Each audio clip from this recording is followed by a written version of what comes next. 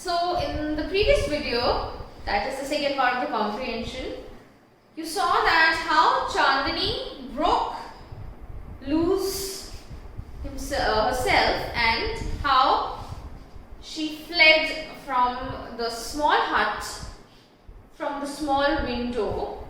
She jumped and let loose and ran away in the hills. So let's start with the third comprehension and we'll see what happened to Chandini finally. Chandini reached the hills. It seemed to her that the old hill was standing in a row to welcome her. As she fled she jumped from the window and she was free. She was not tied with a rope and she saw the beauty around. She felt like a child meeting her parents after years of separation. Wherever she went, the tall grass rose to embrace her. The flower bloomed to amuse her, and the wind sang an endless song of welcome. It felt like everything was welcoming her in that freedom. How different all this was from her past in the prison house of Abu Khan's compound.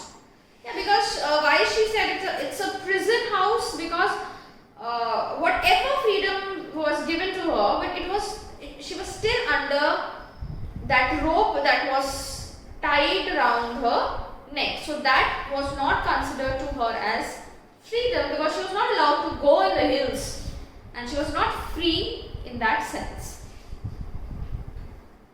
It was the happiest day in Chandini's life. The day she played for hours on the grassy slopes of the hills. She met a herd of wild goats who asked her to join the group, but Chandini politely refused.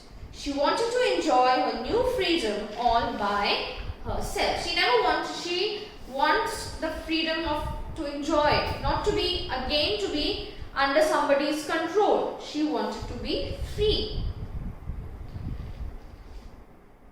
The sun disappeared behind the hills and soon darkness enveloped the grass. The flowers, the trees, the wind stopped blowing, and there was stillness all around, except for a strange sound which was coming from the bushes. The sound was like a grunt. What was it? It wasn't Abu Khan's voice calling her back to the compound, nor it was the voice of another goat. Then Chandini thought of the dangerous wolf who lived in the hills. She felt scared. Shouldn't she go back to the safety of Abu Khan's hut? No. Why? Because she don't want to be again in that cage. Even if there is a wolf in the bush, she want to be free. She want to stand there and taste the freedom, at any price. She don't want to be going back to the same prison.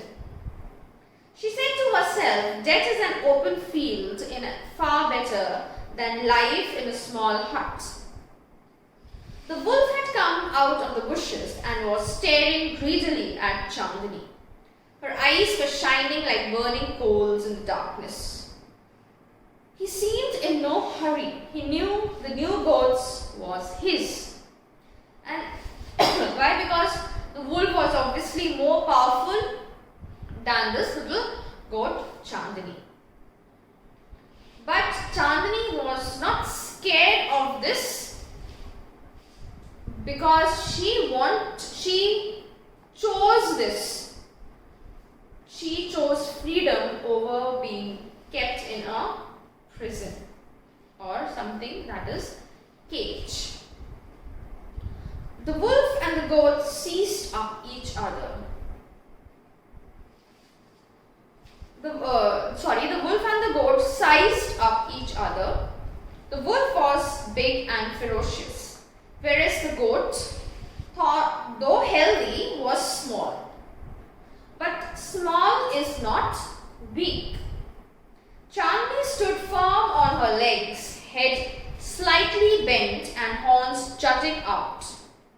She was small but not weak, full of confidence she was. She was a picture of courage. She looked like a brave soldier ready to fight a treacherous enemy. A very dangerous enemy. I must put up a good fight, Chandini thought. Yeah, because yet she was small, but she was very courageous. She let loose of that. She left the cage in spite of hearing the story of her sister so many times. She still wanted to be free and she still wanted to face everything that comes in front of her. So she was ready to face this wolf that was standing right in front of her. Success or failure is a matter of luck of chance. The fight began.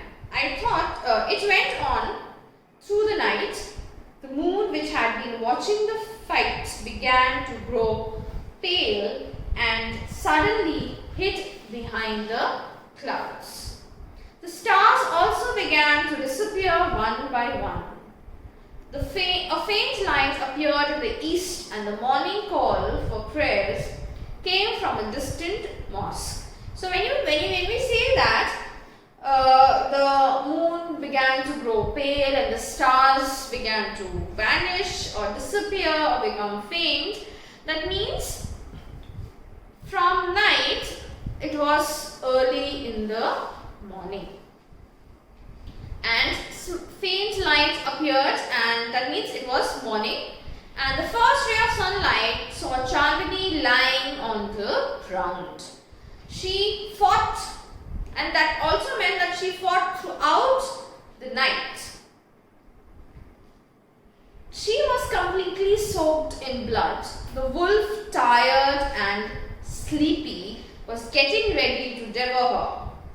That means they both were tired, but Chandini was almost dead, lying on the floor, lying on the ground with soaked in blood, and the wolf was ready to just go and capture or to just eat Chandini. An assembly of birds perched on top of the tree nearby was debating the result of the fight. Why? Because they were seeing the fight throughout. Who is the winner? One of them asked, the wolf, of course. Most of them said, a wise old bird claimed with confidence, Chandini is the winner. Now, why they said that Chandini is a winner? Because it was her choice. As I said before, that she heard story like 50th times.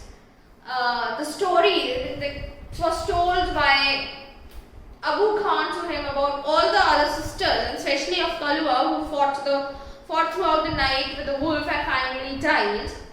But still, it was her choice. That means she chose not the cage, not the string around, but she chose freedom, and she accepted it very bravely with a lot of courage. And she fought the wolf also. So that's why, according to one old wise bird who was seen from the top of the tree, claimed that Chandini was the real winner because of a choice that she made of freedom at any cost. So I hope you have understood the chapter well. Kindly read the chapter thoroughly and find the answers. Thank you.